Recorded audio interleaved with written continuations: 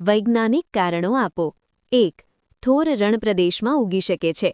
જવાબ: થોર રણની ગરમ અને સૂકી આબોહવામાં ટકી રહેવા માટે અનુકૂલિત છે। તેના પાંદડા કાંટામાં રૂપાંતરિત થયેલા હોય છે, જેથી બાષ્પોત્સર્જન દ્વારા પાણીનો વ્યય ઓછો થાય છે। તેનું પ્રકાંડ લીલું અને માસલ હોય છે, જે પાણીનો સંગ્રહ કરે છે અને પ્રકાશ સંશ્લેષણનું કાર્ય કરે છે। તેના મૂળ પાણીની શોધમાં જમીનમાં ખૂબ ઊંડે સુધી જાય છે। 2. ઊંટ રણનું વહાણ કહેવાય છે। જવાબ: ઊંટના પગ લાંબા હોય છે, જે તેને રેતીની ગરમીથી દૂર રાખે છે।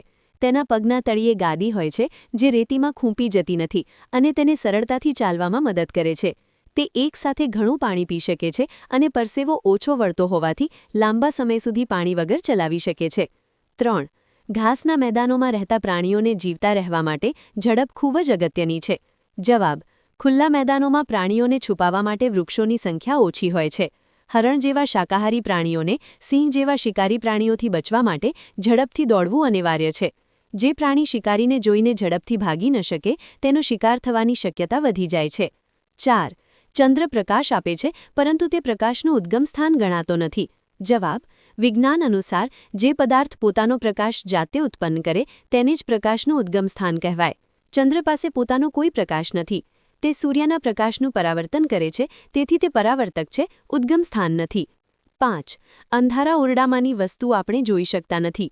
જવાબ: આપણને વસ્તુ ત્યારે જ દેખાય છે જ્યારે તેના પર પડતો પ્રકાશ પરાવર્તિત થઈને આપણી આંખોમાં પ્રવેશે। અંધારા ઓરડામાં પ્રકાશનો કોઈ સ્ત્રોત હોતો નથી, તેથી પરાવર્તનની પ્રક્રિયા થતી નથી અને આપણે વસ્તુ જોઈ શકતા નથી। 6. ચશ્મા પહેરનાર વ્યક્તિ ઘણીવાર ચશ્માના કાચ લૂંછતી હોય છે।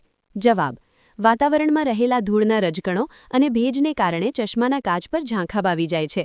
આ અશુદ્ધિઓને કારણે પ્રકાશનું વક્રીભવન બરાબર થતું નથી, જેનાથી જોવામાં તકલીફ પડે છે। તેથી સ્પષ્ટ દ્રષ્ટિ માટે કાચ લૂંછવા પડે છે। 7. ઇલેક્ટ્રિશિયન દ્વારા ઉપયોગમાં લેવાતા સ્ક્રૂડ્રાઈવર અને પક્કડના હાથા પર પ્લાસ્ટિકનું આવરણ હોય છે। જવાબ: પ્લાસ્ટિક એ વિદ્યુતનું અવાહક છે।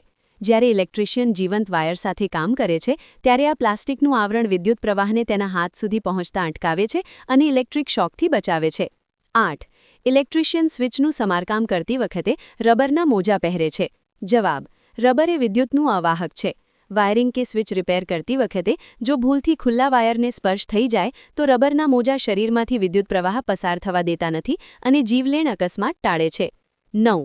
દિશા જાણવા માટે વપરાતા હોકાયંત્રમાં ચુંબકીય સોય ઉપયોગમાં લેવાય છે। જવાબ: મુક્ત રીતે લટકાવેલું કે ધરી પર ગોઠવેલું ચુંબક હંમેશા ઉત્તર-દક્ષિણ દિશામાં સ્થિર થાય છે। હોકાયંત્રની ચુંબકીય સોય પણ આ ગુણધર્મને કારણે હંમેશા સાચી દિશા બતાવે છે। 10. હવા મિશ્રણ છે। જવાબ: હવામાં નાઇટ્રોજન, ઓક્સિજન, કાર્બન ડાયોક્સાઇડ, નિષ્ક્રિય વાયુઓ અને પાણીની વરાળ જેવા વિવિધ ઘટકો નિશ્ચિત પ્રમાણ વગર ભળેલા હોય છે। આ ઘટકો પોતપોતાના રાસાયણિક ગુણધર્મો જાળવી રાખે છે, તેથી હવાને મિશ્રણ કહેવામાં આવે છે। 11. ઊંચા પર્વતો પર જતા પર્વતારોહકો પોતાની સાથે ઓક્સિજનના સિલિન્ડર લઈ જાય છે। જવાબ: જેમ જેમ આપણે પૃથ્વીની સપાટીથી ઉપર જઈએ તેમ તેમ હવાનું સ્તર પાતળું થતું જાય છે અને ઓક્સિજનનું પ્રમાણ ઘટતું જાય છે।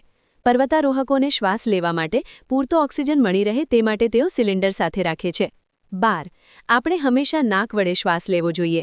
જવાબ: નાકની અંદર નાના વાળ અને ચીકણો પદાર્થ એટલે કે શ્લેષ્મ હોય છે। જ્યારે આપણે નાકથી શ્વાસ લઈએ છીએ ત્યારે આ વાળ અને ચીકણો પદાર્થ હવામાં રહેલી ધૂળના રજકણોને ફેફસામાં જતા અટકાવે છે। મોઢેથી શ્વાસ લેવાથી આ ગાળણ પ્રક્રિયા થતી નથી।